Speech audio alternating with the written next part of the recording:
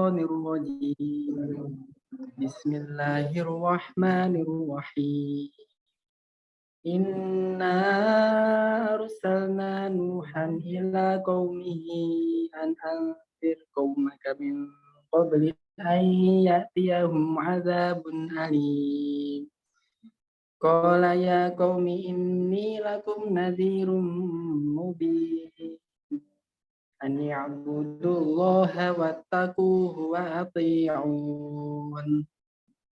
يغفر لكم من ذنوبكم ويؤخركم إلى أجل مسمى إن أجل الله إذا جاء لا يؤخر لو كنتم تعلمون قال رب إني دعوت قومي ليلا ونهارا فلم يزدهم دعائي إلا فرارا وإني كلما دعوتهم لتغفر لهم جعلوا أصابعهم في آذانهم واستغشوا ثيابهم وأصروا واستكبروا استكبارا ثم إني دعوتهم جهارا ثم إني أعلنت لهم وأسررت لهم إسرارا فقلت استغفروا ربكم إنه كان غفارا يرسل السماء عليكم مدرارا ويمددكم بأموال وبنين ويجعل لكم جنات ويجعل لكم أنهارا ما لكم لا ترجون لله وقارا وقد خلقكم أطوارا ألم تر كيف خلق الله سبع سماوات طباقا وجعل القمر فيهن نورا وجعل الشمس سراجا والله أنبتكم من الأرض نباتا ثم يعيدكم فيها ويخرجكم إخراجا والله جعل لكم الأرض بساطا لتسلكوا منها سبلا فجاجا Shadaqallahul azim. Assalamualaikum warahmatullahi wabarakatuh. Waalaikumsalam warahmatullahi wabarakatuh. Semoga dengan lantunan ayat suci Al-Quran dari Bang Faisal, Allah menurunkan keberkahan buat kita semua. Mungkin yang hari ini belum sempat baca Al-Quran, atau pekan ini bahkan mungkin, ya alhamdulillah, setidaknya dengan acara ini kita diberikan nikmat untuk mendengarkan tilawah yang begitu luar biasa merdunya. Selanjutnya, ini ada sambutan langsung dari Ketua Mahasiswa Muslim Indonesia Wilayah Jawa Tengah.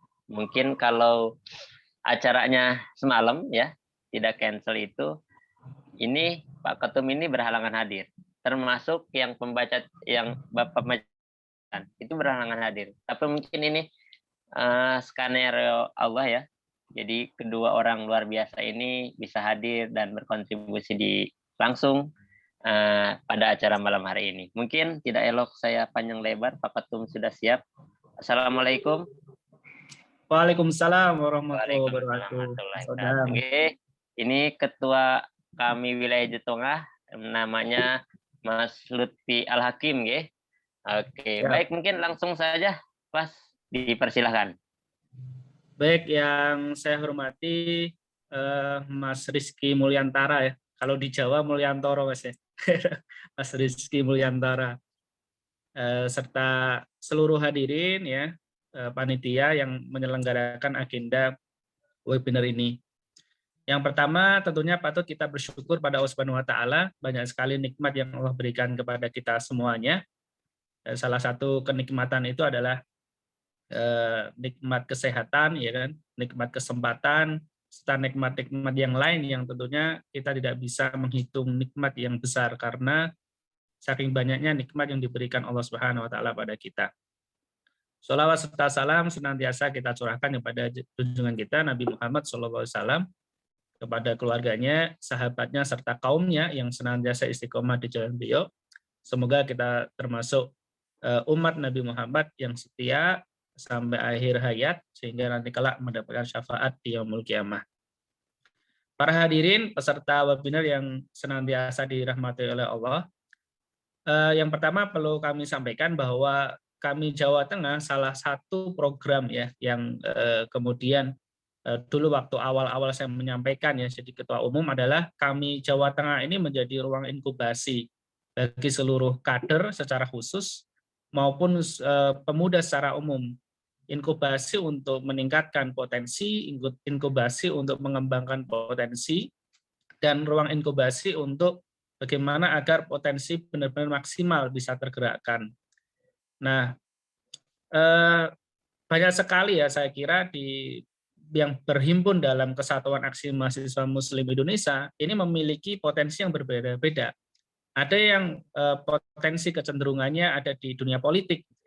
Makanya ada beberapa program yang mengarah kepada meningkatkan kapasitas kualitas kaitannya dengan siasi, dengan perpolitikan. Ya.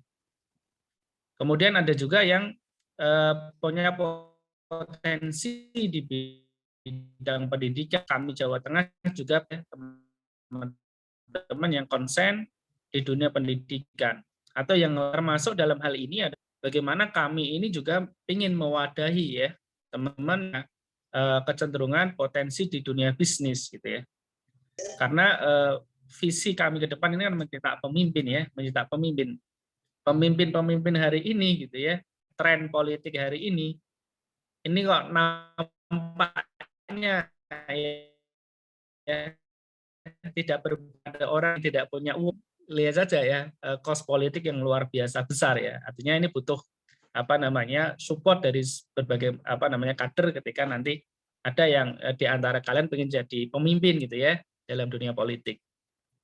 Nah, kemudian yang kedua yang perlu kita sampaikan juga, teman-teman, beberapa waktu yang lalu saya membaca ya, ada beberapa penelitian di Harvard University itu ternyata ada sekitar 23% gitu ya, 23% atau 23 juta, maaf ya, 23 juta itu yang mengalami pekerjaan yang loss pekerjaan ya. Artinya pekerjaan ini mengalami ketertinggalan gitu ya.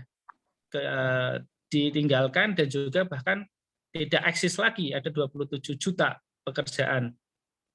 23 juta. Nah, di waktu yang sama, penelitian itu dilakukan pada tahun 2013 gitu ya.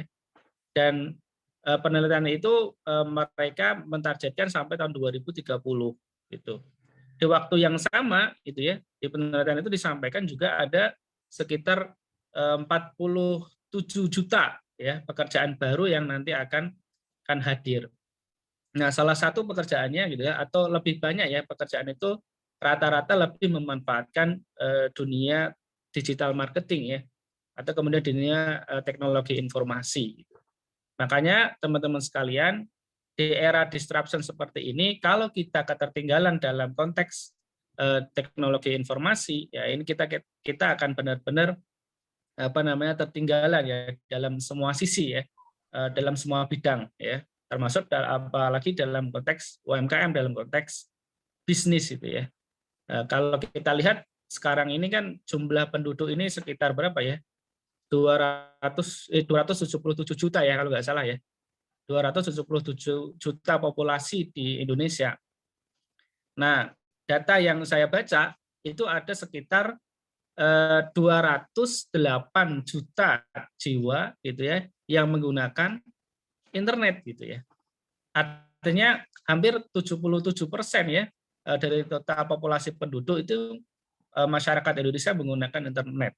Nah, dalam konteks ini ya mereka ini kalau bahasa pasar itu luar biasa ya. Kalau kita tidak memanfaatkan ini peluang ini ya, atau kemudian cara-cara kita menyampaikan informasi cara-cara kita menyampaikan pesan dalam konteks marketing, cara-cara kita untuk menjual produk itu jauh dari peluang dan potensi ini akan benar-benar ketertinggalan. Maka sekali lagi ini peluang dan potensi yang saya kira perlu untuk kemudian pemuda ya atau kader kami dalam hal ini benar-benar menyiapkan ya potensi ini, menyiapkan berbagai macam inovasi untuk menangkap peluang-peluang yang ada di era disruption seperti ini.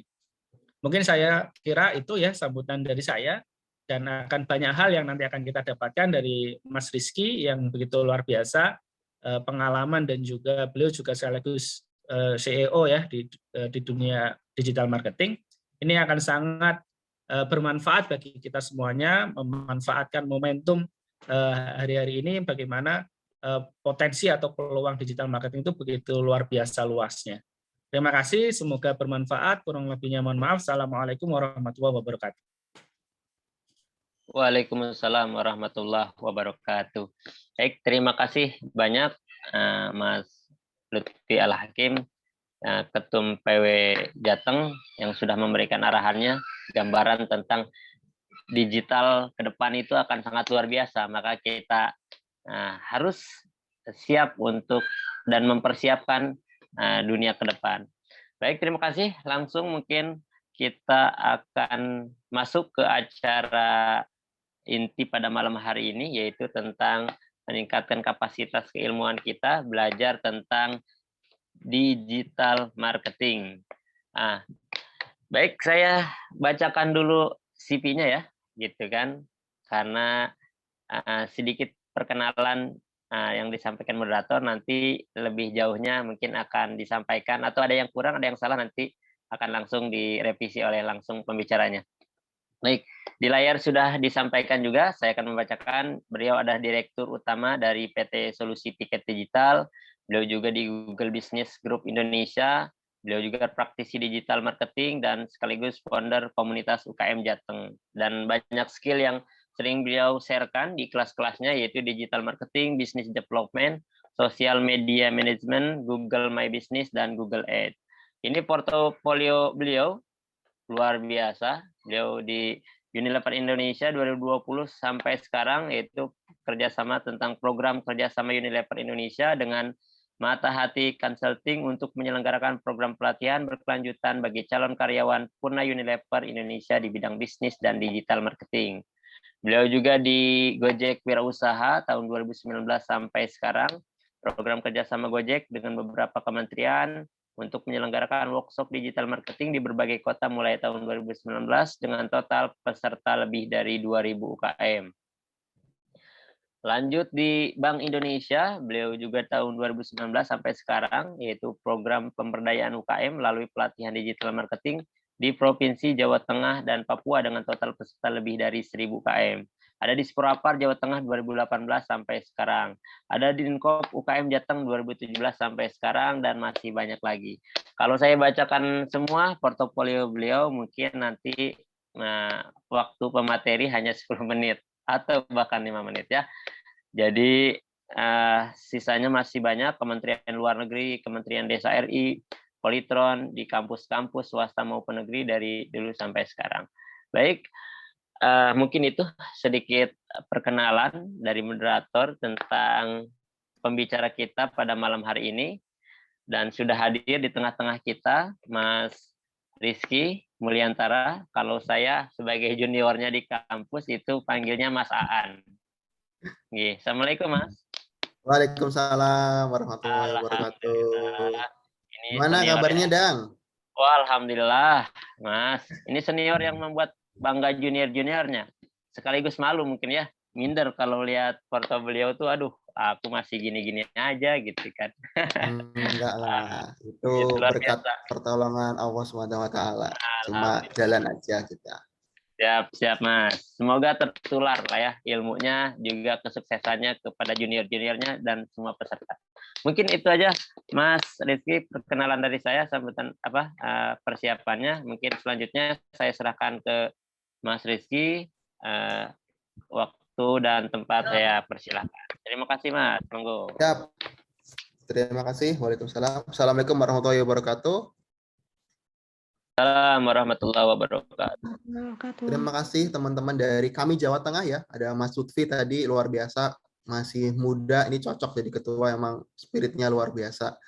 Saya sangat bersemangat nih, alhamdulillah diberi kesempatan kemarin di kontak Odang untuk sedikit sharing terkait dengan digital marketing. Pertama-tama saya mohon maaf juga kemarin sempat digeser acaranya karena qadarullah kemarin acaranya ternyata sampai malam, jadi daripada saya tergesa-gesa dan mungkin kurang maksimal, mending kita geser ke hari ini, dan alhamdulillah ternyata bisa ketemu Mas Lutfi dan kawan-kawan yang lebih banyak ternyata. Terima kasih, mungkin ini salah satu ini juga ya, apa namanya, pertolongan Allah juga buat teman-teman semua biar bisa ketemu. Semoga nanti kita bisa terus bersilaturahmi, teman-teman. Nanti juga saya share juga kontak saya, atau mungkin teman-teman bisa kontak sama Mas Odang juga. Saya feel free, teman-teman nanti bisa kolaborasi, teman-teman bisa diskusi bareng. Saya sangat senang kalau ketemu teman anak-anak muda nih yang masih semangat-semangat untuk belajar terkait dengan terutama bagaimana caranya kita bisa memanfaatkan tools digital ini untuk nanti apa yang bisa kita maksimalkan dan juga optimalkan. Nah, pada malam hari ini kita akan fokus sedikit terkait dengan bagaimana sih tren digital marketing di era new normal, terlebih setelah adanya pandemi gitu ya. Banyak sekali bisnis yang mulai goyah, apalagi mungkin teman-teman semenjak awal pandemi juga sering lihat berita atau mungkin sering dapat info gitu ya. Bahkan bisnis-bisnis besar, usaha-usaha besar yang sudah belasan tahun juga mulai goyah, dan juga nggak sedikit juga yang tutup gitu ya, karena kehilangan segmen customer-nya ataupun beberapa hal yang lain seperti itu. Nah, tadi sudah dikenalin sama Mas Odang. Nah, saya saat ini kesibukan sehari-hari mengelola perusahaan pariwisata yang pertama dengan nama brand DigiTicket. Jadi jangan tanya ke saya bagaimana efek pandemi ke perusahaan saya. Kita nggak cuma sekedar jungkir balik ya, kita sudah berbagai macam cara kita sudah cobain lah untuk bisa survive di era pandemi. Alhamdulillah ini dari tahun 2022 mulai kembali pulih gitu ya industrinya. Perlahan-lahan kita mulai tumbuh juga sebagai seorang praktisi dan juga konsultan digital marketing di beberapa brand nasional. Tadi sudah Mas Odang sebutkan juga, fokusnya di fashion, F&B, jasa, dan juga teman-teman UMKM juga. Jadi saya juga sering diminta sama teman-teman komunitas UMKM, terutama komunitas yang kami dirikan sejak tahun 2017, yaitu UKM Jateng. Teman-teman yang punya usaha atau lagi merintis usaha, pengen dibantu promosi gratis, juga teman-teman nanti bisa akses aja ke Instagram kami di @ukmjateng. Biasanya kami sediakan slot gratis buat teman-teman promosi produknya. Kita angkat bareng-bareng gratis, nggak usah bayar. Tinggal teman-teman nanti chat aja di DM Instagram UKM Jatengnya, seperti itu. Oke, kita lanjut. Bagaimana sih Mas tren mempromosikan produk di tahun 2022 ini? Terlebih kita sudah 2 tahun pandemi gitu ya. Apa sih perbedaannya? Bagaimana perubahannya terkait dengan skema promosi atau digital marketing di tahun 2022 ini? Nah, saya bergerak ke yang pertama dulu. Pertama yang lagi naik daun juga di tahun 2022 ini adalah namanya local search. Kalau dulu orang berlomba-lomba jualan di sosial media, jualan di marketplace gitu ya, customer itu dulu cari barang yang paling murah. Nggak peduli dikirim berapa lama, nggak peduli harus pakai berapa voucher, nggak peduli harus bikin akun baru terus gitu ya, harus pakai email baru terus biar dapat voucher segala macamnya. Nah, kalau sekarang semenjak pandemi 2 tahun terakhir nih skemanya bergeser. Customer di digital itu sekarang nggak terlalu peduli dengan harga yang paling murah. Justru mereka bergeser kemana? Justru bergeser ke barang-barang toko-toko atau platform yang bisa menghadirkan produk atau services yang paling cepat. Makanya kalau di toko online atau marketplace gitu misalnya, itu yang dicari biasanya yang sama-sama satu kota. Biar apa? Bisa langsung instant delivery. Makanya platform-platform instant delivery kayak GoSend, Grab Express, Paxel, Borzo itu selama pandemi naiknya luar biasa. Kenapa? Karena skema pengiriman dalam kota itu naik banget selama pandemi ini. orang sekarang nggak terlalu concern harus paling murah. Sekarang customer di online itu gesernya adalah seberapa cepat saya bisa dapat barangnya. Semakin cepat, kalau harganya selisih dikit, dia akan ambil. Nah, makanya kalau teman-teman sempat dengar beberapa bulan yang lalu, atau mungkin 6 bulan yang lalu gitu ya, ada platform marketplace besar berkolaborasi dengan platform delivery besar yang punya ride hailing, jadi satu merger, jadi GoTo, ya itu bukan tanpa alasan. Karena memang trennya akan seperti itu. Kalau teman-teman sekarang searching di marketplace juga sama. Kalau dulu kita searching produk di marketplace, pasti akan dimunculkan produk dari toko yang paling laris, penjualannya paling banyak, ratingnya paling tinggi, reviewnya paling banyak, harganya bersaing atau paling murah kadang biasanya. Sekarang tuh beda. Kalau kita searching di marketplace, teman-teman akan direferensikan barang-barang dari toko terdekat sesuai dengan alamat masing-masing akun yang teman-teman masukkan. Kalau saya domisili Semarang, saya nyari produk A, ya akan muncul toko-toko di atas itu toko-toko dari Semarang. Karena di-trigger transaksinya agar lebih cepat dan lebih cepat selesai dikirim barangnya seperti itu. Makanya teman-teman nanti jangan tergiur untuk terjun ke platform-platform yang menggiring promo ongkir yang terlalu signifikan gitu ya. Apalagi berharapnya ini nanti akan dikirim ke luar pulau. Trennya udah sedikit bergeser. Sekarang jarang pengiriman antar kota, antar provinsi itu sudah tergerus habis selama pandemi. Teman-teman nanti bisa fokus ke produk-produk yang itu mungkin diminati di kota-kota tertentu seperti itu. Terus selanjutnya adalah artificial intelligence. Nah, ini yang juga lagi diterapkan sama banyak perusahaan besar di Indonesia sejak tahun 2020, bahkan sebelum pandemi muncul di 2020 awal, itu sebenarnya tren ini sudah mulai muncul. Nah, ditambah dengan adanya pandemi, ini jadi makin cepat nih penetrasinya. Yang semula mungkin bisnis itu promosinya via Salesforce gitu ya, turun ke lapangan pakai SPG atau mungkin bikin event offline gitu ya. Sekarang banyak sekali service atau banyak sekali layanan yang itu digeser ke bentuknya adalah AI. Kalau dulu mungkin teman-teman telepon CS, kartu GSM, katakanlah Telkomsel gitu ya. Teman-teman konsultasi atau teman-teman komplain terkait dengan layanannya, mungkin yang jawab adalah orang. Tapi kalau sekarang mungkin yang jawab sebagian besar bukan orang lagi, tapi adalah suara yang di-tapping, yang itu sudah di-set sedemikian rupa, ketika teman-teman tanya terkait hal A, dia akan jawab hal B.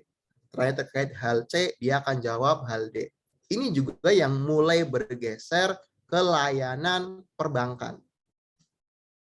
Teman-teman sekarang sudah sangat dimudahkan dengan berbagai macam layanan perbankan digital gitu ya. Termasuk yang cukup meresahkan juga di area ini adalah pinjaman online yang saya sangat keras untuk menentangnya dari dulu. Karena ini jadi salah satu pintu masuk juga buat teman-teman terjun bebas ke area itu. Nah, satu caranya juga teman-teman nanti harus jeli juga menemukan peluangnya. Nah, kalau teman-teman mau jualan, Mas, kalau AI untuk perusahaan besar kan terlalu mahal ya, terlalu jauh lah jangkauannya.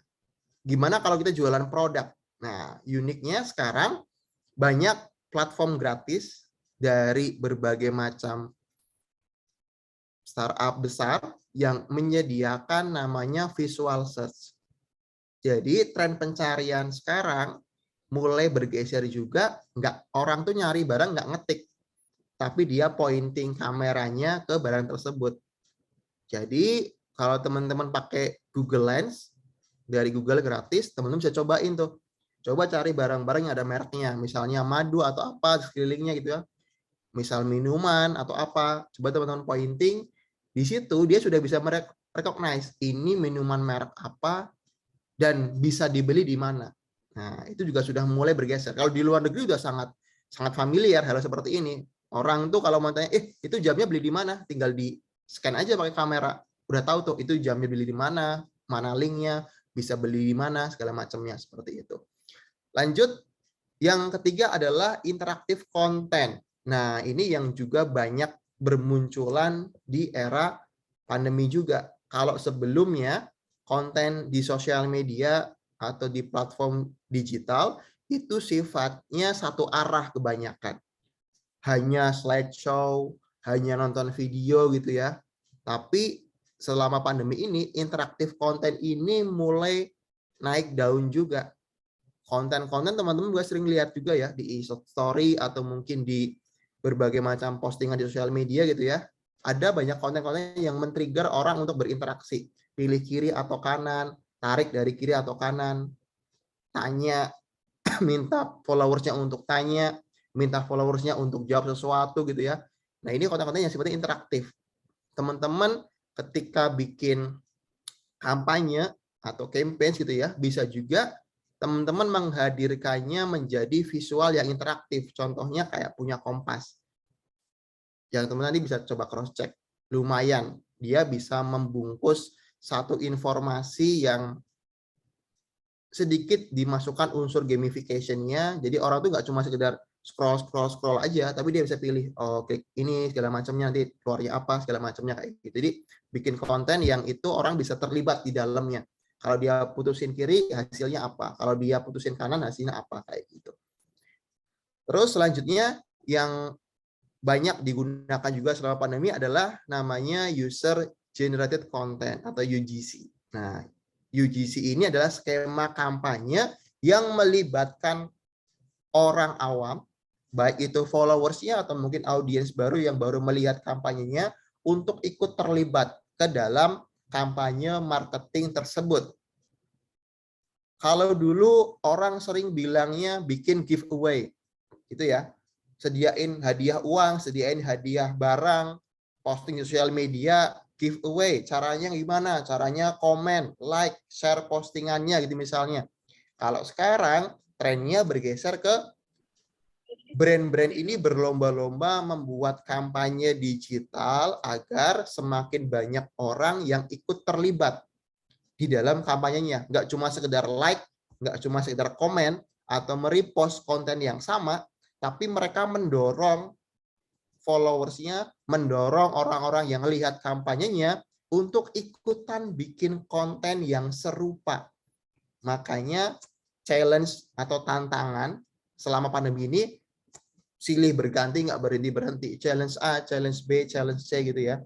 Nah, tipsnya kalau teman-teman mau pakai skema ini di usaha teman-teman atau mungkin usaha yang teman-teman kelola gitu ya, teman-teman akan jauh lebih kena kalau magnet atau hadiahnya dalam bentuk barang daripada uang. Saya nggak tahu kenapa orang Indonesia tuh lebih suka kalau hadiahnya berupa barang. Yang ikut akan jauh lebih banyak biasanya. Daripada teman-teman ngasih uang 5 juta, coba teman-teman konversikan 5 juta itu ke dalam bentuk yang lain. Karena masing-masing barang ternyata punya punya pengikut sendiri-sendiri. Misalnya, saya mau bikin kampanye produk, targetnya adalah remaja wanita. Daripada saya cuma ngasih uang 5 juta, saya mending hadiahnya saya konversi menjadi produk-produk skincare atau mungkin produk-produk kecantikan atau mungkin produk-produk fashion senilai harga 5 juta itu. Atau apa, cari produk yang kira-kira relevan dengan magnet yang kuat di segi remaja wanita tadi itu.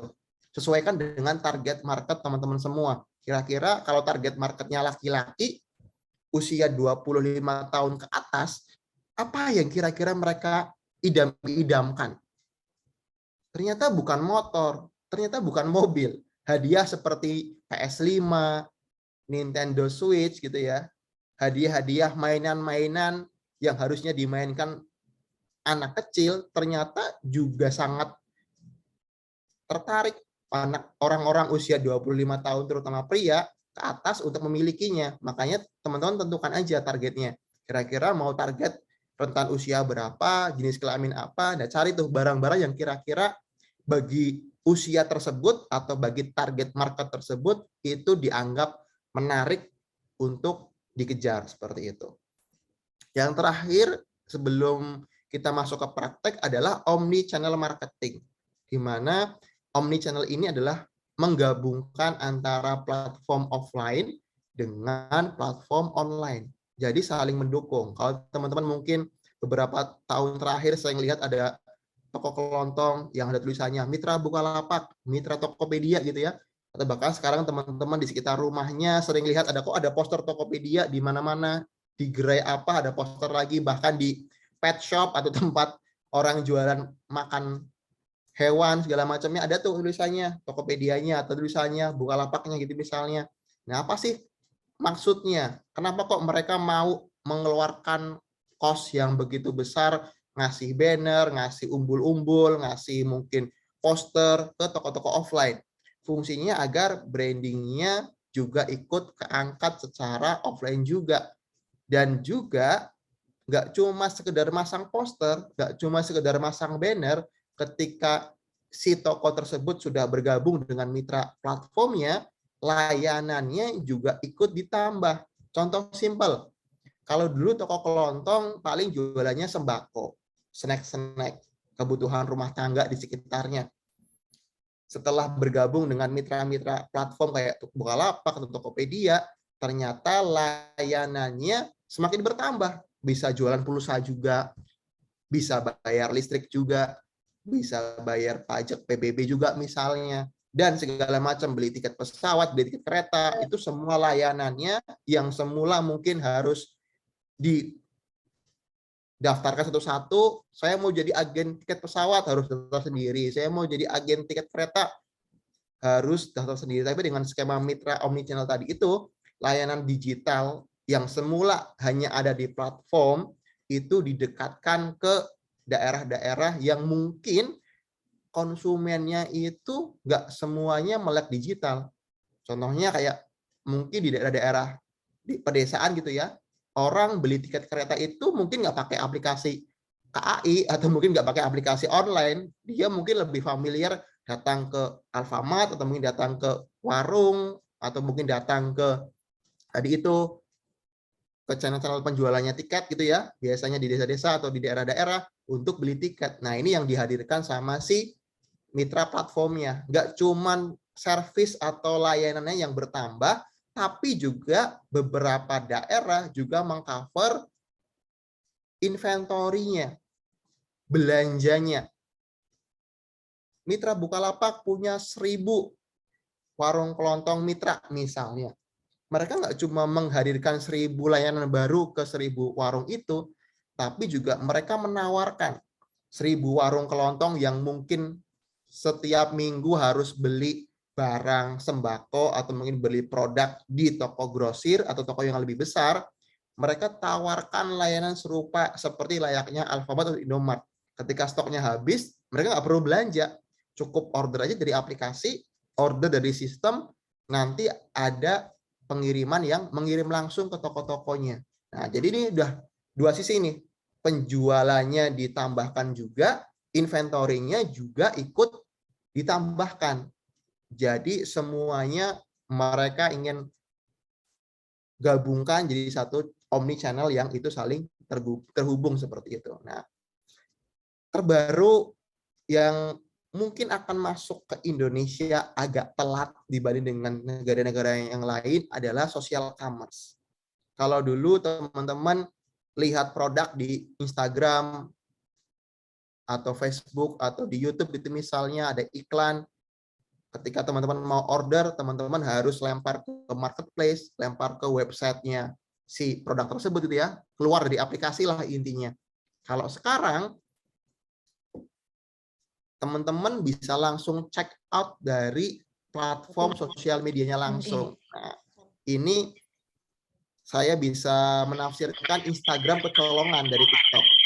Karena di Indonesia, layanan TikTok Shop sudah duluan menggebrak pasar social commerce ini. Kalau teman-teman pakai TikTok, teman-teman bisa langsung tuh belanja di TikTok Shop tanpa harus keluar ke aplikasinya. Tanpa harus ke Shopee dulu, tanpa harus ke Tokopedia dulu, langsung check out, direct check out dari si aplikasi TikTok-nya. Nah, ini nanti yang lagi hangat-hangat caranya nih, teman-teman nanti bisa pelajarin gimana caranya jualan langsung di TikTok Shop misalnya, atau jualan langsung di Instagram Shop gitu ya. Nanti gimana caranya, intinya adalah mengunci customer yang sudah lihat produk teman-teman semua. Kenapa social commerce ini dianggap paling relevan dengan skema marketing saat ini? Karena dari dulu banyak sekali customer yang lost, banyak sekali calon customer yang dia itu nggak jadi beli ketika proses lempar ke platform yang lain. Contohnya, saya jualan kosmetik Rizky gitu misalnya. Saya baru buka mungkin setahun terakhir, belum banyaklah customernya, penjualan di marketplace juga belum terlalu banyak. Tiba-tiba ada satu pelanggan nih baru tahu postingan saya, tertarik dengan produknya. Dia klik belinya di marketplace. Nah, setelah dia landing ke marketplace, ternyata di marketplace itu tidak hanya dimunculkan produk dari Rizky tadi, tapi juga dimunculkan referensi produk-produk lain dari toko yang lain juga ternyata. Nah, di situ biasanya si customer ini akan jauh lebih tertarik dengan produk-produk serupa dari toko yang mungkin sudah lebih lama buka. Akhirnya penjualannya lebih banyak atau mungkin ratingnya lebih tinggi gitu ya. Nah, makanya sering loss-nya di sini. Nah, ketika social commerce ini masuk, ini mengunci. Kalau orang landing, orang lihat konten kita di sosial media, dia mau beli, udah kita pakirin dulu, ya dia hanya akan lihat produk kita aja. Dia nggak akan dengan mudah meng-compare produk kita dengan mungkin produk-produk serupa yang mungkin dia belum tahu sebelumnya kayak gitu. Kalau di marketplace kan kebalikan gitu ya. Orang mungkin taunya cuma toko Rizky, begitu landing ke marketplace, ternyata di sebelah-sebelahnya atau di bawah-bawahnya muncul produk serupa dari toko yang lain yang mungkin lebih murah atau mungkin diskonnya lebih banyak dan segala macamnya. Akhirnya banyak customer yang lost di tahap itu.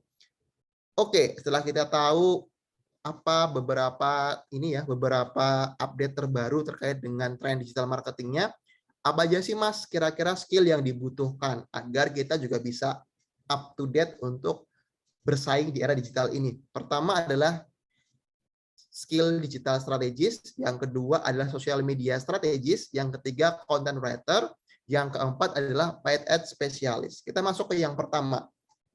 Skill pertama yang teman-teman butuhkan adalah menjadi seorang digital strategis.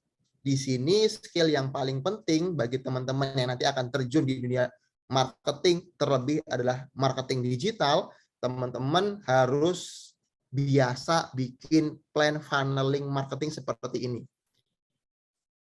Gimana caranya kita menarik calon pelanggan yang belum pernah lihat produk kita sama sekali? Teman-teman akan set di tahap reach ini.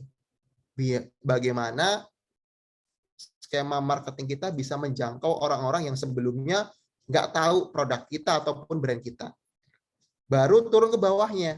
Setelah orangnya tahu, diapain lagi nih? Setelah orangnya tahu brandnya, tahu produknya, diapain lagi? Ya ditembak lagi di bagian bawahnya. Gimana caranya orang yang sudah tahu di-trigger untuk segera beli atau segera tanya, segera tertarik untuk membeli gitu misalnya. Apa aja skemanya biasanya Mas kalau tahap ini? Biasanya skemanya adalah potongan harga atau mungkin diskon tertentu gitu ya, atau mungkin event tertentu. Contohnya menjelang Lebaran gitu misalnya. Promo khusus Lebaran. Ada tenggat waktunya. Dari tanggal sekian sampai tanggal sekian. Itu secara nggak langsung men-trigger orang untuk segera nih. Diskon 50% tapi cuma 3 hari misalnya. Diskon 70% tapi cuma sehari misalnya. Nah itu biasanya men-trigger orang untuk segera bertindak mendekat ke produk itu, atau kalau nggak mau pakai diskon, teman-teman coba masukkan unsur yang lain, misalnya limitasi inventorinya. Produknya terbatas nih. Rilis produk A, limited edition gitu misalnya, hanya sekian piece aja gitu misalnya. Atau apa yang teman-teman bisa jual lagi, men-trigger orang untuk lebih cepat bertindak. Seenggaknya itu dia tanya tertarik dengan produk yang teman-teman tawarkan. Baru dari situ turun ke bawahnya lagi, convert. Setelah dia bertindak, mau tanya harga, mau tanya stok, mau tanya ukuran, segala macamnya, di-trigger lagi dengan skema agar dia segera untuk beli sekarang juga. Makanya kalau teman-teman lihat iklan-iklan MLM di TV-TV gitu ya, 10 pendaftar pertama, 5 pendaftar pertama, 5 penelpon pertama akan langsung dapat bonus A, B, C, D segala macamnya. Itu skema lama yang biasanya digunakan orang secara bawah sadar bahwa dia harus segera bertindak, segera cepat untuk beli gitu misalnya. Nah, PR-nya kadang teman-teman di UMKM juga adalah fokusnya hanya sampai ke orang yang beli. Mas, saya udah dibeli orang-orang dari Sumatera, orang Kalimantan, orang Papua, bahkan luar negeri gitu misalnya. Tapi jarang yang masuk ke skema funnel yang terakhir, yaitu adalah bagaimana caranya men-trigger orang untuk engage. Orang untuk yang semula sudah beli, dia mau beli lebih banyak atau beli lebih sering. Nah, makanya skema marketingnya berbeda nih sama orang yang baru pertama kali beli. Orang yang baru pertama kali beli akan di-trigger untuk nyobain produk dengan ukuran paling kecil atau mungkin jumlah yang paling minimal. Dengan harga yang paling murah, dia bisa nyobain dulu produknya. Tapi kalau customer yang sudah pernah beli, ya di-triggernya dengan apa? Ya dengan skema agar dia di-trigger untuk beli lebih banyak atau lebih sering. Contoh paling berhasil ya, mungkin teman-teman sudah melihat juga di lapangan adalah kayak Tupperware. Bu, ini kalau beli 1 tumbler atau 1 produk itu harganya 100.000. Tapi kalau ibu ikut member dengan bayar hanya 250.000, ibu akan dapat sekian banyak potongan harga. Tapi kalau ibu misalnya nggak usah, saya nggak mau member mas, saya maunya beli aja. Nah ini Bu ada lagi Bu, satu skema yang lain. Kalau ibu beli langsung 1 set, itu nanti dapat diskon 50%, 70%. Nah itu men-trigger orang yang semula pengen beli 1, dia jadi beli 2 atau beli 1 paket bahkan.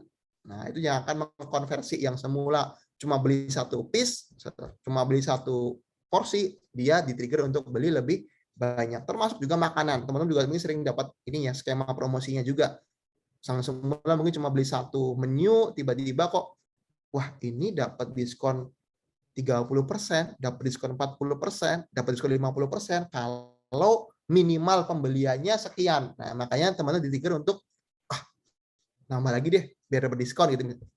Secara bawah sadar, teman-teman digiring agar kalau saya beli lebih banyak, saya akan dapat diskon lebih banyak. Nah, itu yang teman-teman nanti harus tanamkan.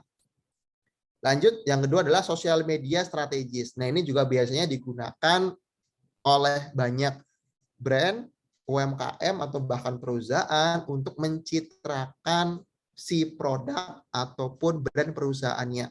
Makanya skill ini teman-teman harus kuasai untuk gimana caranya menyesuaikan citra perusahaan atau citra brandnya. Kalau brand tersebut mau menyasar segmen anak-anak muda, otomatis harus disesuaikan dari tone warnanya. Contohnya apa, Mas? Kalau saya lempar satu brand Emina ke teman-teman yang cewek anak muda atau perempuan, itu kebanyakan taunya ya Emina kosmetik gitu kan. Tapi kalau saya share brand Emina ke ibu-ibu yang biasa bikin roti, itu taunya Emina cheese gitu kan. Makanya walaupun mungkin namanya sama atau mirip-mirip, atau segmen marketnya yang itu mungkin mirip-mirip. Nah, teman-teman juga nanti harus bedakan bagaimana citra brand tersebut. Nah, kalau teman-teman mau tahu, pelajari lebih lanjut, teman-teman coba cek Instagramnya Emina Kosmetik sama Wardah. Itu satu perusahaan, dia punya 2 produk. Satu buat kalangan 25 tahun ke atas, satu buat kalangan 25 tahun ke bawah. Nah, itu teman-teman bisa cek tuh di situ. Perbedaannya gimana, tone warnanya, terus juga model yang digunakan, looks-nya kayak gimana, teman-teman nanti akan kelihatan. Oh, kalau Wardah itu dia lebih kalem, lebih soft. Kalau Emina lebih cerah, lebih ceria gitu kan. Karena segmennya udah berbeda seperti itu. Terus yang ketiga adalah content writer. Nah, Kemampuan menulis kita di era digital juga sangat berpengaruh, teman-teman semua. Kalau teman-teman masih jualan dengan kalimat beli sekarang, promo terbatas, segala macamnya, langsung to the point, langsung hard selling, langsung menjurus ke jualan produknya, itu sudah sangat sulit untuk menangkap customer baru. Makanya teman-teman harus belajar bikin konten yang sifatnya lebih soft gitu ya. Skema kampanye, tulisan-tulisan yang lebih soft. Nggak cuma di sosial media, mau tulis di marketplace juga butuh kemampuan content writer. Mau tulis di blog, di website, atau mungkin mau rilis produk sekedar blasting gitu ya, sekedar blasting chat aja, teman-teman kalau pinter merangkai kalimatnya, nggak terkesan jualan banget, teman-teman bisa menarik perhatian. Bisa juga teman-teman selipkan narasi cerita, hal-hal yang menarik, hal-hal yang bisa menyentuh calon pelanggannya, teman-teman bisa masukkan juga. Terus yang terakhir adalah kemampuan untuk mengelola iklan digital atau paid ad spesialis. Di era digital marketing, iklan digital ini biasanya digunakan di ujung. Makanya saya taruh di ujung. Kenapa? Kalau teman-teman langsung belajar iklan, pengen lebih cepat naiknya, pengen lebih banyak likes-nya, pengen lebih banyak awareness-nya ke customer baru, pengen lebih banyak orang yang dijangkau, tergiur untuk langsung iklan, sebelum-sebelumnya adalah biasanya iklannya akan boncos. Karena teman-teman secara logika, iklan itu sifatnya hanya stimulus atau multivitamin.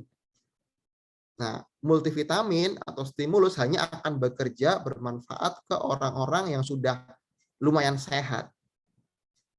Kalau orangnya masih sakit, dia nggak butuh multivitamin, butuhnya apa? Ya aspirin, langsung obatnya apa nih? Sakit kepala, obatnya apa? Sakit lambung, obatnya apa? Langsung obatnya itu yang bisa langsung menyembuhkan. Nah, obat itu tadi itu dengan rajin konten, tulisannya bagus dulu, kontennya menarik dulu, skema kampanye bener dulu, mau narik orang yang mana, mau narik segmen yang mana, baru setelah skema marketingnya sudah dijalankan dengan organik, banyak yang berinteraksi, baru teman-teman injek pakai iklan, biar skema marketingnya makin banyak menjangkau orang. Seperti itu teman-teman, sedikit sharing dari saya. Teman-teman nanti bisa diskusi juga lewat Zoom langsung, atau nanti teman-teman kalau mau kontak saya bisa langsung kontak nomor berikut ini 089 6051 77985, atau ke Instagram saya juga boleh @rizkymhs atau praktisi digital marketing. Terima kasih, saya kembalikan ke Mas Odang. Assalamualaikum warahmatullahi wabarakatuh. Waalaikumsalam warahmatullahi wabarakatuh. Assalamualaikum warahmatullahi wabarakatuh. Banyak banget ya tentang digital marketing, peluang dan tantangan itu ternyata begitu besar dan kita harus mempersiapkan itu semua.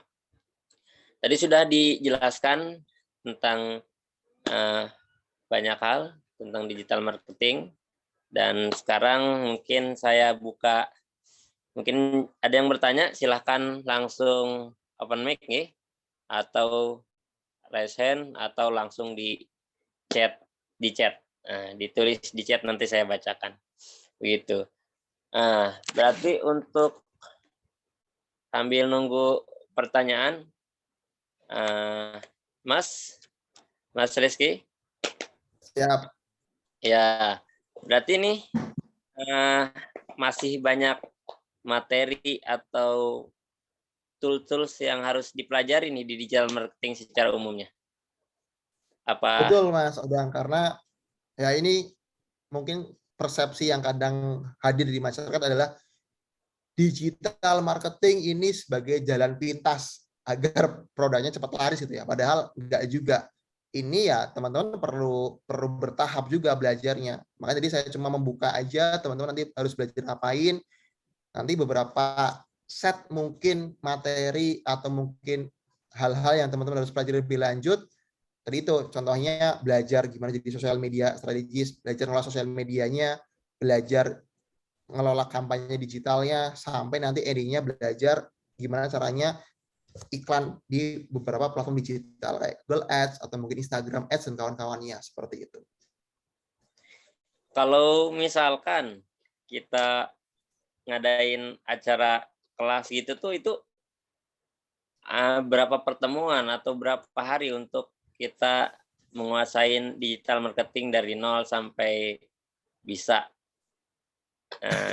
Wah, jalan ini gitu. agak susah. Kalau dibilang butuh berapa pertemuan, saya aja dulu setahun lebih ya belajar semua itu ya, the whole dari awal banget sampai bisa dikatakan sebagai seorang praktisi gitu ya, yang sudah bisa tes beberapa skema.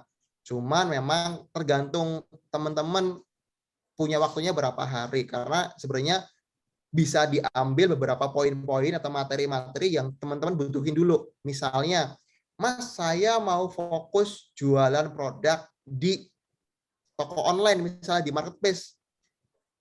Berarti apa nih ke bawahnya yang dari awal saya harus belajar? Ya harus belajar dulu gimana cara foto produk, gimana cara bikin konten digitalnya. Jangan langsung ngasal, enggak Mas, saya pengen langsung belajar cara listing toko di marketplace misalnya. Ya nanti kontennya juga nggak oke, fotonya juga nggak oke gitu ya, tulisan captionnya juga nggak oke. Akhirnya berapa banyak pun produk yang kita listing juga nggak akan maksimal gitu ya. Harus bertahap. Bikin foto produk dulu, bikin konten konten apa namanya copywriting, baru nanti masuk ke platformnya, sosial media atau mau marketplace, itu juga menyesuaikan kayak gitu Mas Odang. Oke, siap. Ini kita langsung ke pertanyaan dari chat nih Mas ya. Dari Mailina. Oke. Mailina Permatasari. Saya Lina dari Boyolali. Mau tanya Kak, gimana caranya atau apa saja cara-cara mengecek produk yang paling diminati di satu kota? Oke. Mungkin ini tadi yang pas disinggung Mas Rizky itu kita jualan yang ekspedisi itu sekarang udah nggak antar kota gitu ya, di lingkungan. Betul. Gimana Ya, Mas Tunggu? kalau mencari produk yang tren di satu kota, teman-teman nggak bisa intip secara gratis karena masing-masing platform mereka menutup rapat. Contoh kecil adalah kalau saya punya Gojek gitu ya, saya bisa tahu di Semarang itu dari jam 6 sampai jam 8 malam atau jam 9 malam itu yang paling laris menu apa.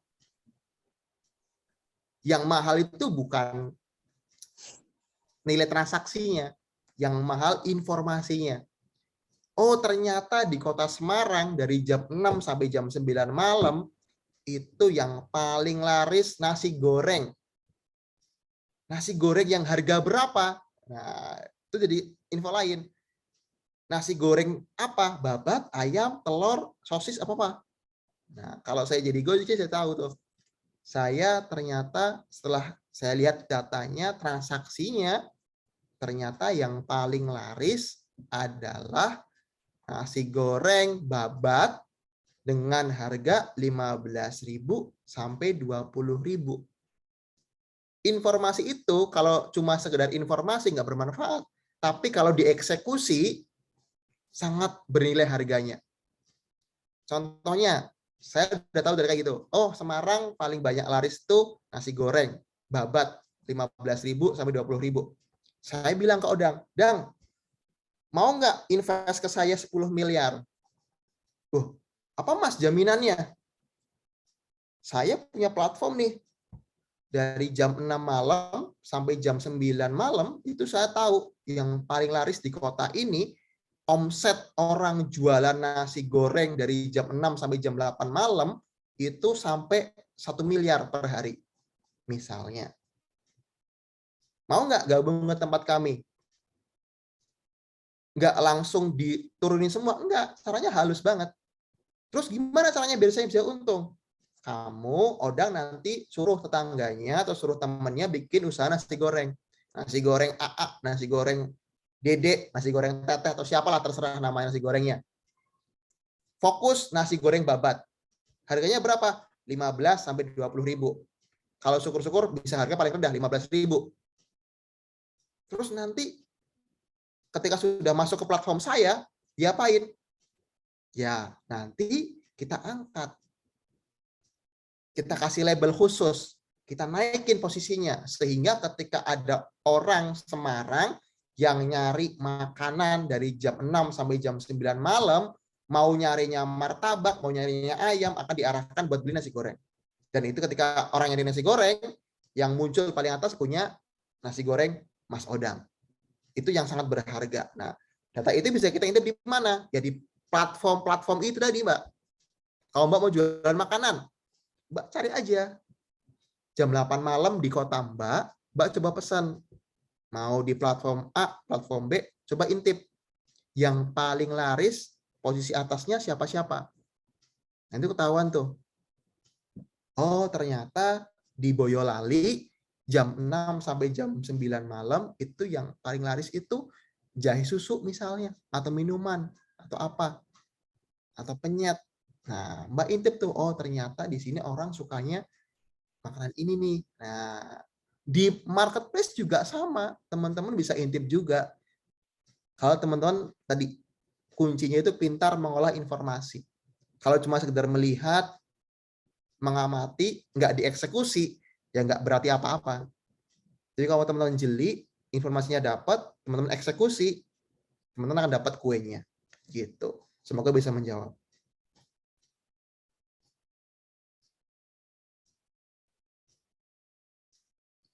Masih di mute, Mas Odang.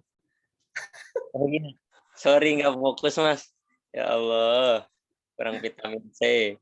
Oke, kita lanjut baca Mas. Oke, ini mulai bermunculan pertanyaannya. Silakan yang mau tanya di chat aja ya, gitu kan. Saya Anissa Nurhalisa dari Karanganyar mau nanya gimana strategi menulis ya. Oh, yang mungkin ini.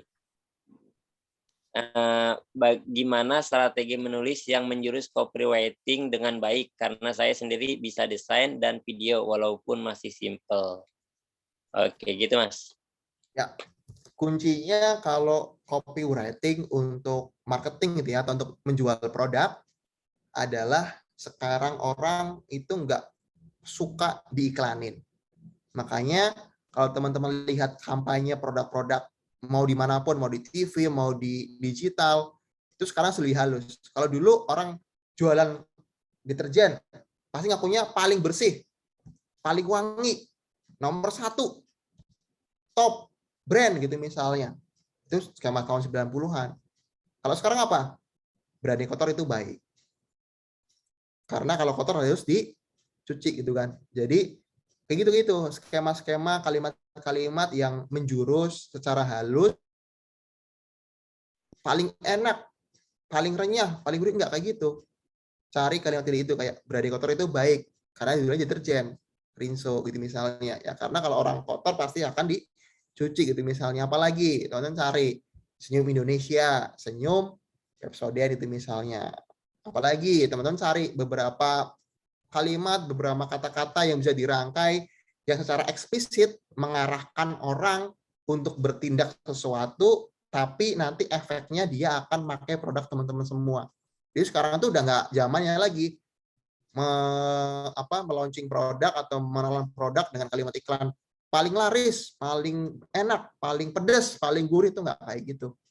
Justru kalimat-kalimat sederhana yang mungkin kesannya agak receh, tapi nggak keterlaluan, tapi itu ngena, bisa teman-teman masukin kayak gitu kan.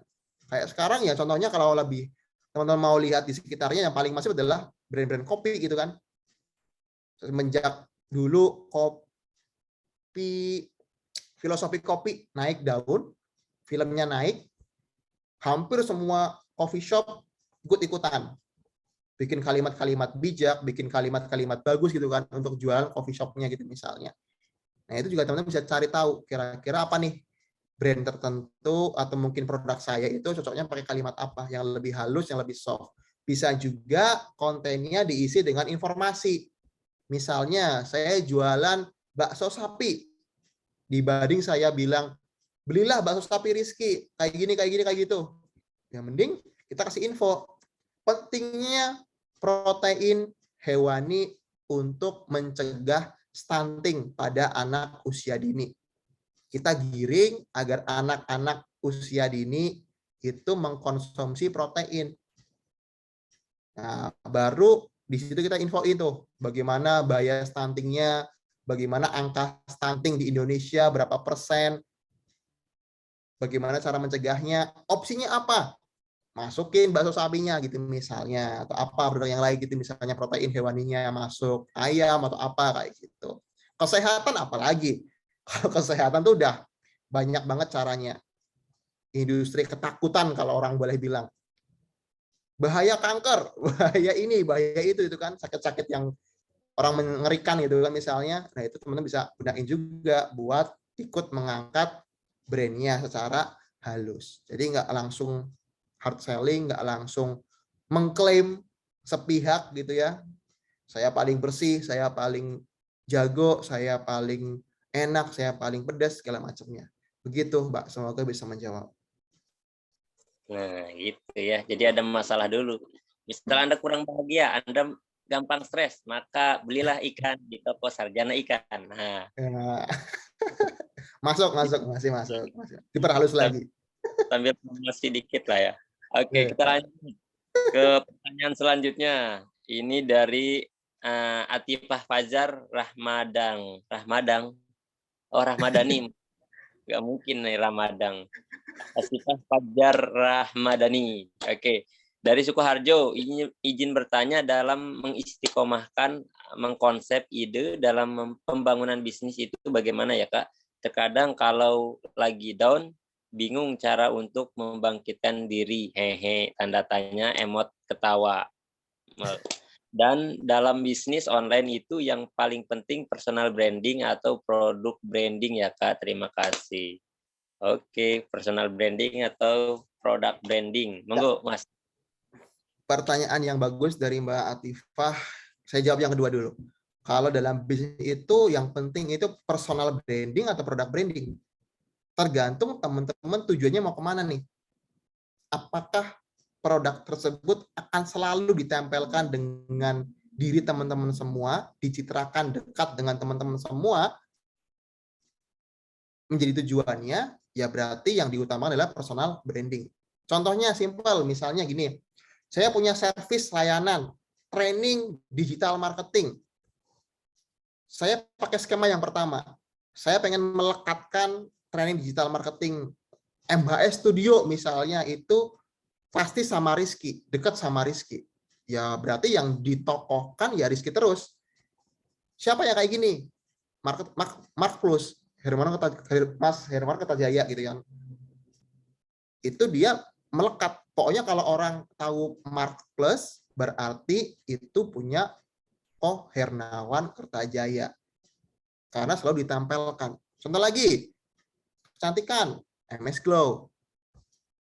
Yang ditonjolkan bukan branding produk di depan, tapi personalnya. Ini loh, ini tuh produk orang kaya gitu misalnya. Ini tuh berkualitas dari mana? Ya karena harganya mahal itu misalnya segala macamnya. Biar orang percaya segala macamnya butuh segala macam pernak-pernik paket personal branding itu. Tapi bisa juga produk itu nggak melekat dengan ownernya atau dengan personal yang punya. Contohnya apa Mas? Indomie, teman-teman konsumsi Indomie tapi nggak tahu juga kan siapa yang bikin gitu kan. Siapa yang racik, siapa yang punya itu kan juga nggak tahu teman-teman. Rokok apalagi. Nggak mungkin teman-teman mencitrakan diri saya perokok aktif, saya perokok teman-teman beli rokok itu nggak mungkin gitu kan. Saya punya Indomie itu misalnya, saya punya mie ayam, terus saya kemana makan mie ayam gitu kan juga nggak pas juga. Tergantung produknya sih sebenarnya. Dan teman-teman mau setnya kayak gimana? Mau itu setnya teman-teman yang maju duluan, baru bawa produknya, atau dibalik produknya yang maju duluan, teman-teman support di belakang kayak gitu. Karena semuanya plus minus. Kalau orangnya maju duluan, biasanya lebih cepat larisnya. Siapa yang paling sering? Ibu-ibu prakteknya. Bu, Ani, saya jualan ini, Bu. Lumpia, Bu. Lumpia, Bu. Mau nggak, Bu? Kadang tuh Bu, ibu-ibu yang lain tuh beli bukan karena lihat lumpianya menarik. Ya lihat siapa yang jual. Oh, Bu Ani yang jual. Udah nggak enak deh karena teman satu arisan atau mungkin teman satu kelurahan itu misalnya akhirnya beli. Itu contoh simpelnya, teman-teman teman di lapang gitu ya. Tapi nanti ketika Bu Ani udah malas jualan, tiba-tiba yang jual anaknya, itu orang udah nggak tertarik lagi tuh. Lumpia Bu, lumpia Bu. Lumpia apa? Lumpia Bu Ani. oh enggak deh gitu misalnya. Karena yang jual bukan orang lain gitu misalnya. Nah, kalau yang maju produknya duluan biasanya lebih PR karena ngangkat brand atau produk itu jauh lebih susah dibanding ngangkat person atau orang. Cuman keunggulannya itu akan bertahan lebih lama. Kayak tadi, kalau yang diangkat personal branding duluan, kalau Bu Aninya udah nggak ada atau mungkin udah nggak terekspos, ya udah selesai. Kayak kue artis dulu, teman-teman tahu kan? Sempat ngalamin juga kan? Kue-kue artis bertebaran di kota-kota besar gitu kan? Kuenya si ini, kuenya si itu, begitu udah selesai hype-nya, artisnya udah pulang, nggak ikut promosi lagi, ya udah kuenya hilang aja gitu, lenyap. Tapi kalau produknya maju duluan, itu biasanya lebih sustain. Karena orang tahu ya itu produknya duluan yang dilihat. Bukan siapa yang bikin, siapa yang punya, kayak gitu. Itu Mbak. Terus yang pertama adalah, kalau down, gimana cara naikinnya? Kalau saya sih, saran ke teman-teman, luruskan dulu niatnya kalau mau bikin usaha. Karena kalau niatnya hanya sekedar harta duniawi, ya saya rasa teman-teman perlu satu step tambahan untuk konsultasi dengan ustadz atau mungkin konsultasi dengan teman-teman terkait dengan agama teman-teman masing-masing. Karena bagi saya uang dan harta itu hanya sekedar alat aja, alat tukar. Tukar buat apa? Tukar untuk mewujudkan visi atau mungkin impian saya. Kalau usaha, saya pasti mengawalinya adalah gimana caranya saya dengan orang lain. Kenapa? Saya nggak pernah mikir bikin usaha itu sendirian. Karena kalau sendirian, pusing sendiri, rezekinya juga kadang ya cuma buat keluarga sendiri, karena sendirian tuh, nggak ada keluarga lain yang terlibat. Tapi kalau ada keluarga lain yang terlibat, peluangnya akan jauh lebih besar. Semakin banyak keluarga yang terlibat, semakin banyak juga potensi rezekinya akan masuk. Makanya jangan heran, Mas, saya sudah merintis usaha kok berbulan-bulan, bertahun-tahun, kok gini-gini aja ya. Ya mungkin karena teman-teman cuma sendirian aja. Ya mungkin wadah yang teman-teman siapkan di usaha itu, wadah yang hanya akan dikonsumsi oleh satu keluarga aja. Apa sih kuncinya perusahaan itu membesar? Apa sih kuncinya usaha itu bisa membesar? Bukan produksinya, bukan marketingnya, tapi orangnya makin membesar. Semakin banyak orang terlibat, semakin banyak manusia yang ikut merasakan kuenya, wadahnya secara perlahan akan semakin membesar. Jadi jangan pernah takut teman-teman untuk hire karyawan, kerjasama dengan temannya, akan takut nanti untungnya jadi kebagi jadi makin dikit. Nah, itu kan mindset yang keliru menurut saya. Justru dengan berkolaborasi dengan lebih banyak orang, untungnya akan semakin banyak. Kenapa? Wadahnya lebih besar. Begitu ya teman-teman semua, luruskan dulu niatnya aja, teman-teman niatnya bikin usaha itu buat apa? Kalau cuma sekedar menjadi kaya, menjadi sejahtera untuk keluarganya, ya menurut saya terlalu dangkal. Teman-teman cari visi yang kuat. Biar apa? Biar visi itu yang terus membersamai teman-teman semua nanti ke depan-depannya. Karena membangun usaha itu nggak kayak sekolah ya. Kalau sekolah kan kelas 1, kelas 2, kelas 3, kelas 4, naik terus gitu ya. Jenjangnya bertahap, naik. Kalau usaha itu ya kadang roller coaster. Kadang di atas, kadang di bawah, kadang ke bawah lagi gitu kan. Baru naik dikit, turun lagi gitu kan. Nah, spirit yang akan terus membersamai dari itu. Teman-teman, niatnya buat apa dulu? Kalau niatnya udah kuat, niatnya udah bukan untuk diri sendiri, bukan untuk keluarga sendiri, biasanya akan langgeng dan bisa bertahan lebih lama. Begitu Mbak, semoga bisa menjawab. Baik, mungkin yang bisnisnya masih terfokus hanya di duniawi, silakan konsultasi ke Pak Ketum, Mas Lutfi ya. Insya Allah nanti diceramain 2 jam ya. Oke, selanjutnya kita lanjut ke pertanyaan. Mungkin ini pertanyaan terakhir ya Mas ya, karena sudah jam 21:21. Kalau memang masih ada, nanti bisa lewat pantengin Instagramnya Mas Rizky MHS ya. Dulu saya mengiranya itu nama Instagram MHS itu Rizky Mahasiswa, ternyata nama lengkap. Kok udah lulus tetap pakai MHS ya saya kayak gitu kan. Ternyata gitu. Oke. Lanjut ke pertanyaan selanjutnya. Perkenalkan, saya Dedi Nur. Izin bertanya Kak, apakah dibenarkan kalau membeli followers bagian teknik marketing biar menjadi penarik perhatian dan meyakinkan sehingga menaikkan omset jualan kita? Makasih. Oke, Ya, ini beli followers. pertanyaan yang menarik. Memang sebagian mazhab praktisi digital marketing membenarkan membeli followers untuk pancingan di awal. Cuman mazhab yang saya ikutin mengharamkan untuk membeli followers. Karena pertama, target kita kan bukan banyak-banyakan followers ya. Target kita itu adalah banyak-banyakan omset, banyak-banyakan pelanggan nanti. Nah, kenapa itu nggak relevan kalau beli followers? Karena sebagian besar followers yang kita beli itu isinya akun fiktif biasanya. Atau bahkan akun pasif. Sekalipun dia orang yang bikin, tapi biasanya pasif. Cuma sudah bikin akun yang banyak, ternak akun, cuma buat ditembak kayak gitu. Nah, intinya apa?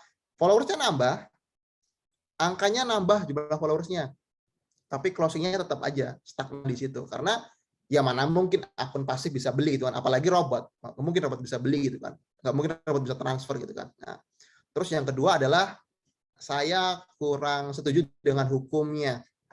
Karena itu sifatnya lebih mendekati ke penipuan ke calon pelanggan. Dengan asumsi kita membeli followers pengen terkesan menarik, pengen terkesan banyak yang tahu, banyak yang suka dengan produk kita, kita beli followers, secara nggak langsung nyerempet ke kasus penipuan. Dalam artian kita ingin seolah-olah terlihat seperti, saya kadang kurang setuju hukumnya.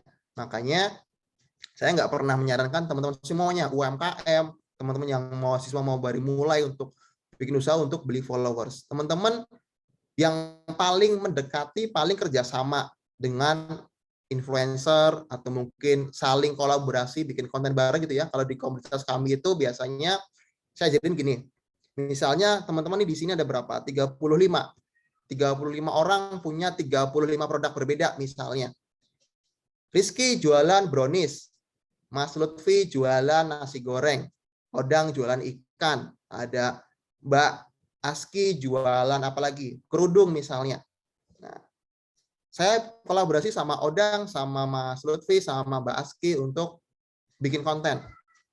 Setiap kali beli brownies Rizky, dapat voucher diskon ikan Odang, nasi goreng Lutfi, kerudung Aski. Nanti gantian, Mbak Aski juga bikin konten. Setiap kali beli kerudung Aski, dapat voucher diskon nasi goreng Lutfi, ikan Odang, sama brownies Rizky. Semakin banyak komunitasnya, semakin banyak voucher diskon yang kita bisa promosiin. Ngurangin margin 10% berat nggak sih kayaknya? Nggak juga kan? Itu bisa kita terapkan. Teman-teman di kami punya banyak anggota, kayak saya rasa nggak akan kehabisan konten. Nah, imbasnya bukan cuma kontennya yang banyak, imbasnya adalah ketika saya kolaborasi seperti itu, orang yang semula mungkin cuma tahu brownies Rizky, jadi tahu, oh ternyata ada nasi goreng Lutfi, ternyata ada ikan Odang, ternyata ada kerudung Aski. Begitupun sebaliknya. Ini yang dipakai oleh konglomerat besar. Kalau teman-teman beli produk sesuatu, brand A gitu misalnya,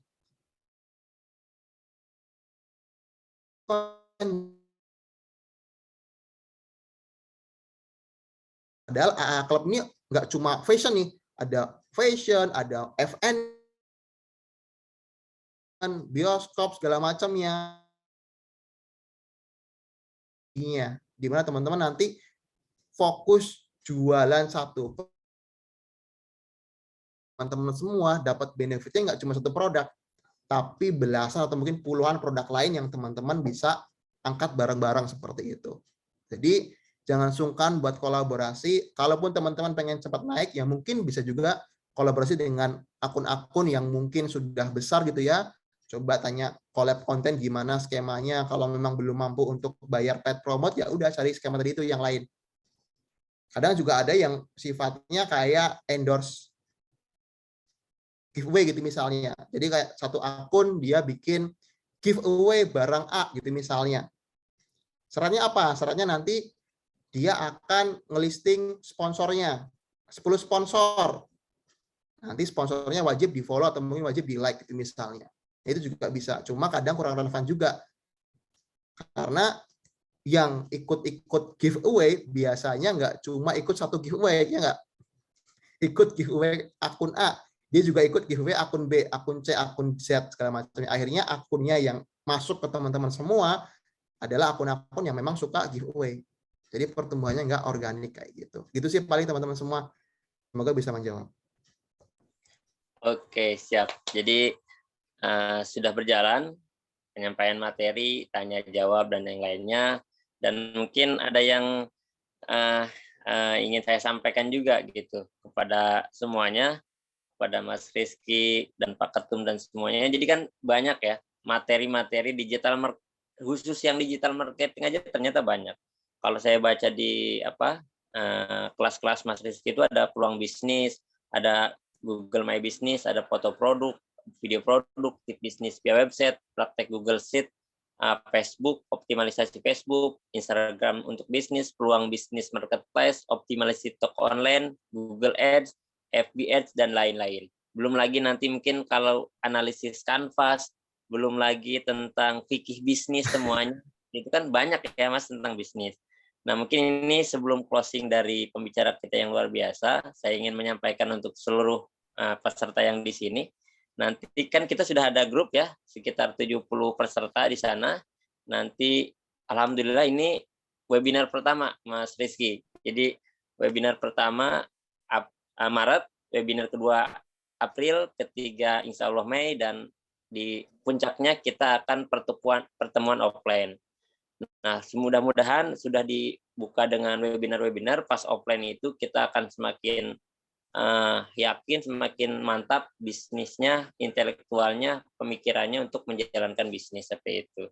Jadi tetap stay tune di grup WA-nya, jangan dulu keluar, akan ada webinar-webinar selanjutnya, akan ada pertemuan offline-nya yang insya Allah acaranya nggak kalah menarik lah dengan yang JST Budi Eka Prayogas gitu ya. Kita kalahkan mereka. Oke, mungkin itu, dan mohon ada penutup dari Mas Rizky, silakan. Siap, terima kasih teman-teman semua. Terima kasih teman-teman dari kami dan juga teman-teman semua yang sudah hadir di malam hari ini. Semoga sedikit sharing tadi dan diskusi bermanfaat buat teman-teman semua. Saya cuma nitip pesan, coba luruskan niatnya kalau teman-teman mau buat usaha gitu ya. Karena saat ini kita sebagai masyarakat mayoritas di Indonesia kekurangan banyak pengusaha muslim yang siap fight dan siap berjuang untuk umat kita sendiri kayak gitu. Makanya jangan dilihat dari segi materinya, jangan dilihat dari segi nilainya, tapi lihat dari seberapa banyak manfaat yang nanti teman-teman bisa sebarkan. Karena bagi saya moto hidup satu-satunya bagi saya adalah yang penting manusia yang paling berharga di dunia ini adalah manusia yang paling bermanfaat untuk manusia yang lainnya. Jadi dimanapun teman-teman berada, dimanapun teman-teman bertindak, mau jadi karyawan, mau jadi pengusaha, mau buka usaha, mau apapun itu, usahakan fokus utamanya adalah gimana caranya teman-teman bisa menebar manfaat. Syukur-syukur semakin banyak usaha yang teman-teman bisa rintis, semakin banyak lapangan pekerjaan yang terbuka untuk kita sesama muslim terutama gitu ya. Jadi nggak ada lagi tuh kasus-kasus teman-teman kita pengusaha anak-anak muslim atau mungkin remaja-remaja muslim yang harus buka hijabnya karena terpaksa kerja di perusahaan orang lain, yang harus nyuri-nyuri waktu sholat untuk sekedar bertemu dengan Allah yang Maha Kuasa gitu ya. Nyuri-nyuri waktu sholat di sela-sela kerjanya, kita bisa serempakan, teman-teman lebih semangat lagi, tujuannya diluruskan. Semoga bermanfaat. Mohon maaf kalau ada kata-kata yang kurang berkenan. Semua datangnya dari saya. Kalaupun ada sedikit ilmu yang teman bisa praktekkan, itu semua berkat izin dari Allah Subhanahu wa taala. Terima kasih, saya tutup. Assalamualaikum warahmatullahi wabarakatuh. Waalaikumsalam warahmatullahi wabarakatuh. Kalau ternyata rada relate nih quote kita, Mas Rizky. Saya juga sebagai closing, kalau dari Mas Rizky itu manusia yang paling berharga, yang paling bermanfaat untuk orang lain. Nah, saya langsung keinget quote saya yang sudah lama saya tidak pakai. Itu yaitu hidup akan berarti jika dan hanya jika kita sudah memberi arti. Keren lah ya.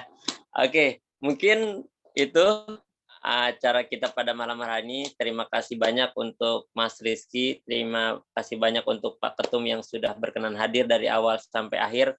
Masih stay. Dan terima kasih untuk seluruh peserta. Sekali lagi, jangan dulu keluar dari grup. Insya Allah akan ada materi-materi selanjutnya, akan ada offline-nya. Kalau yang memang ada butuh materi apa, silakan share di grup, kita interaksi di sana, berbagi di sana kayak gitu. Dan mungkin sebelum kita close, ada permintaan foto dulu gitu kan. Oke. Yang tim IT-nya sudah siap ya? Saya di HP soalnya. Kayak gitu. Pak Ketum kita sudah sangat paling ganteng ya. Ya Allah, pantas jadi ketum nih ya. Oke.